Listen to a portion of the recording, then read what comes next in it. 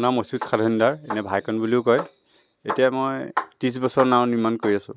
প্ৰতি বছৰে কিমান নাও নিৰ্মাণ কৰে? 200, 220, 150 ইমান কৰোঁ। আৰু এই বছৰ এতিয়ালৈকে কিমান নাও নিৰ্মাণ কৰিলে আপুনি? এতিয়ালৈকে 50খন কৰিলোঁ, বিক্ৰী হৈ গৈছে ন। এখন নাও যিদিনাখন আপোনাৰ নিৰ্মাণ কৰে সেইখন নাও কিমান মূল্যত বিক্ৰী কৰে? নাও লৈ আছে আৰু সৰু নাওবোৰ 15,000 পৰা আৰম্ভ হয় আৰু এতিয়া যিবোৰ নাও বিকিছোঁ 15,000, 50,000লৈকে নাওলৈকে বিকিছোঁ। আৰু এই নাও নিৰ্মাণ কৰিলে কি কাঠ ব্যৱহাৰ কৰে? অকল এজাৰ কাঠ। আপুনি ইয়াত যিটো আপোনাৰ লগত কৰ্মচাৰী আছে, কেইজন কৰ্মচাৰী আপোনাৰ লগত কাম কৰি আছে বৰ্তমান?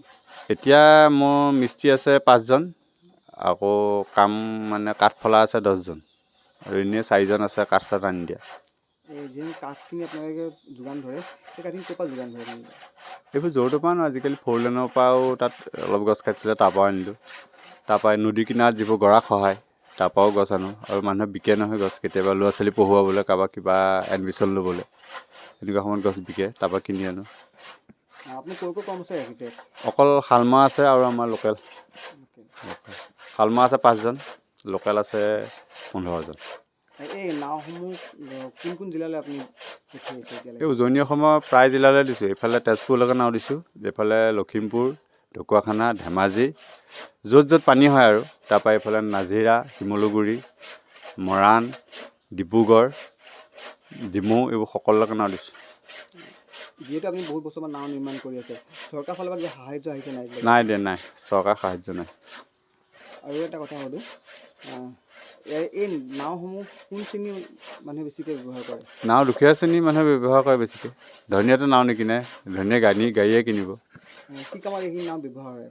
এই গৰু, ছাগলী, গাহৰি, এনেকুৱা কামত, ঘাঁহ কাটিবলৈ, বৰশী টোপাবলৈ, জাল বাবলৈ, যিবোৰ মানে মিচিং মানুহ আছে বা যিবোৰে জাল বায়, তেওঁলোকে জাল বাবলৈ লাগে নাও, সেইবোৰ কৰিবলৈকে লাগে। বাৰিষা সময়ত আপোনাৰ নাওটো বেছিকৈ বিক্ৰী হয়? বাৰিষা বিক্ৰী হয়, অঁ। তাৰ কিবা হেৰি আছে নেকি, বিশেষ উদ্দেশ্য থাকে নেকি, যে বাৰিষা পানী আহিবই নহয়, পানী আহিলে নাও লাগিব, বেলেগ হ'লে বেলেগ কাম নহ'ব নহয়, গাড়ী থাকিলেও। নাওখনতো চব কামতে দৰকাৰ হ'ব।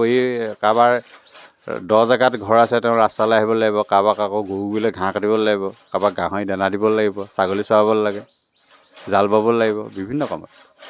চৰকাৰক কিবা আহ্বান জনাব নেকি, যিহেতু আপুনি ইমান বছৰৰ পৰা কৰি আছে, চৰকাৰক কিবা আহ্বান জনাব নেকি? চৰকাৰক মই একো আহ্বান নজনাওঁ।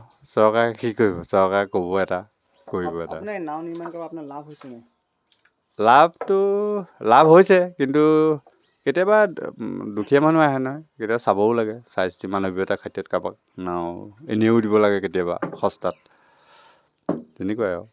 মই 10 বছৰমান হ'ল কাম কৰা। মোৰ মাজুলী শালমৰাত নাও নিৰ্মাণহে কৰোঁ। আহে, যথেষ্ট আহে, বহুত কষ্টকৰ কাম এইটো। ৰাতিপুৱা টাইম নাই আৰু, মানে 5টাৰ পৰাও লাগোঁ, কেতিয়াবা 6টা বাজে, তেতিয়াৰ পৰা লাগি আৰু 5টা বজালৈকে লাগিয়ে থাকোঁ। এতিয়ালৈকে 10খনমান হৈছে। বিক্ৰী হৈ গ'ল, আছে 7খনমান আছে এতিয়াও। প্ৰতি বছৰে আপুনি লাগি থাকে 10 বছৰৰ পৰা? হয়। প্ৰতি বছৰে কিমান নাও তৈয়াৰ কৰি তোলে? নাও তোলোঁ, মই অকলে 15খন 20খন পাৰোঁ।